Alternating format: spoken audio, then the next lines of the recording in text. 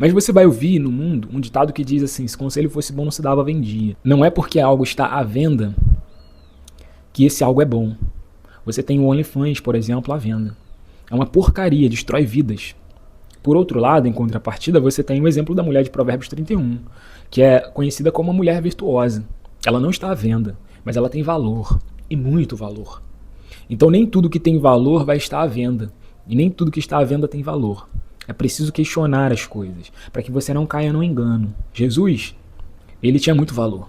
Judas viu valor em Jesus. Qual foi o problema? O problema é que ele colocou preço. Bom, é cedo ainda, então a skin tá meio estranha, né? Tô com o rosto meio amassado ainda.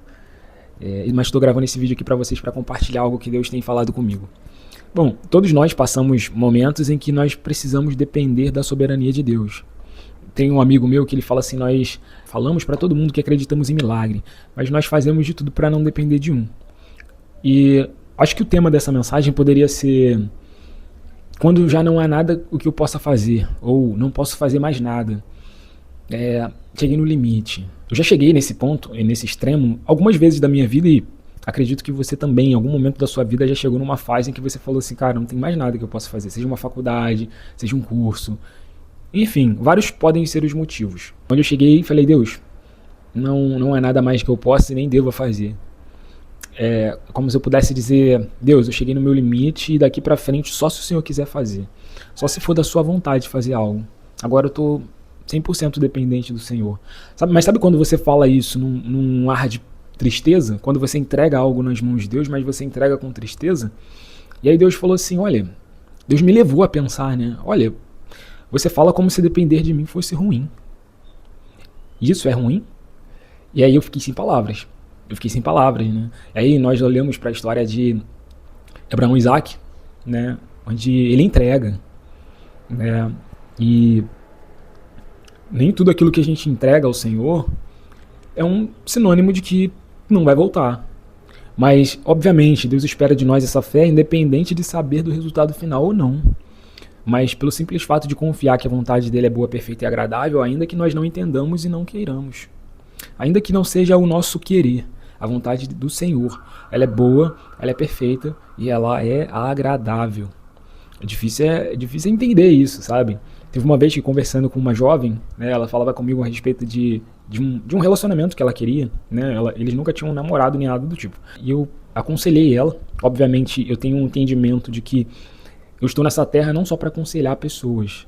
Tem uma frase de Tales de Mileto que ele fala assim: tome para ti o conselho que dá aos outros. Assim, o mais difícil não é você pregar para os outros, ensinar aos outros. É você pregar, aconselhar e ensinar para você mesmo. E essa jovem, ela falava a respeito de algo, eu fui aconselhei. Ainda assim, ela se colocou relutante. Eu falei: olha, o problema a partir de agora já não é mais que você não sabe.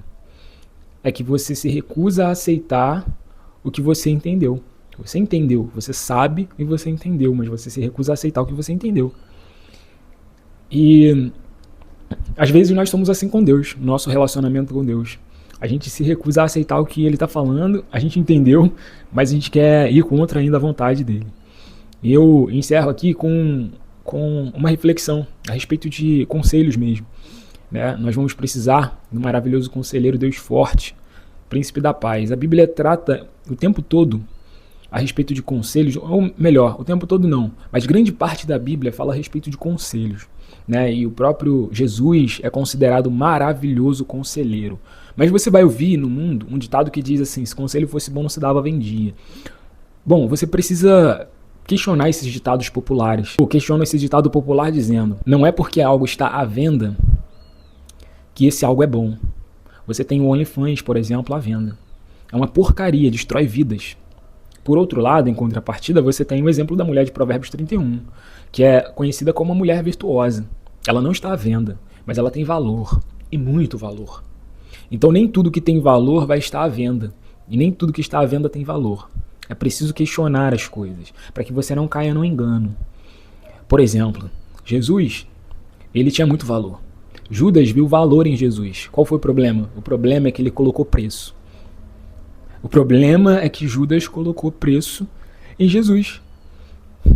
E eu não vou nem entrar nesse mérito a profundo, porque eu posso abordar isso num tema futuro. Se você quiser, comenta aqui, inclusive.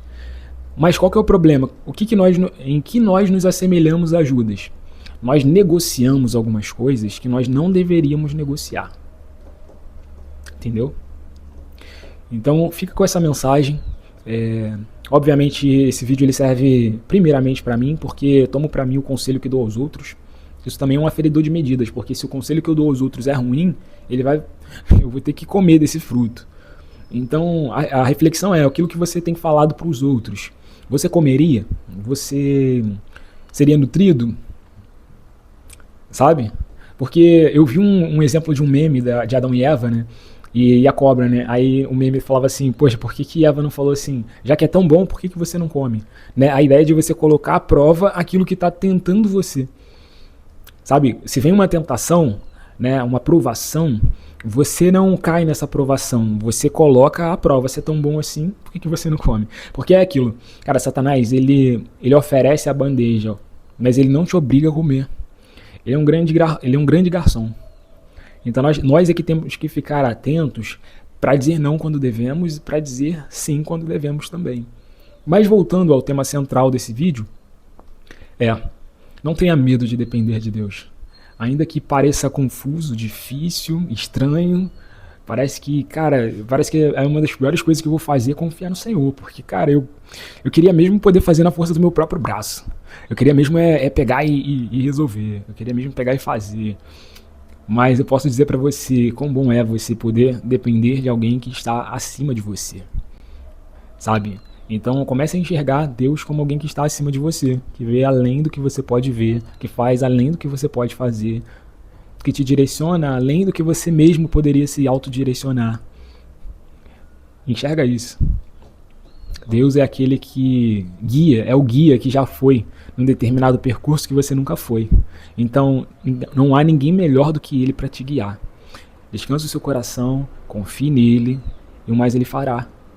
E quando eu digo mais Ele fará, não é numa ideia triunfalista, mística, teologia da prosperidade. Não é isso. É que o mais Ele fará, porque Deus é o mais interessado. Posso até dizer melhor. Deus é mais interessado do que você em fazer com que o plano dele se cumpra na sua vida. Qual o seu papel? Se render. Porque o conhecimento não precisa morrer. O conhecimento só precisa se curvar diante da soberania de Deus. Eu vou recomendar aqui um louvor. O nome do louvor é Hebreus 9. Ouça esse louvor. Esse louvor ele fala muito a respeito de sacrifícios, né?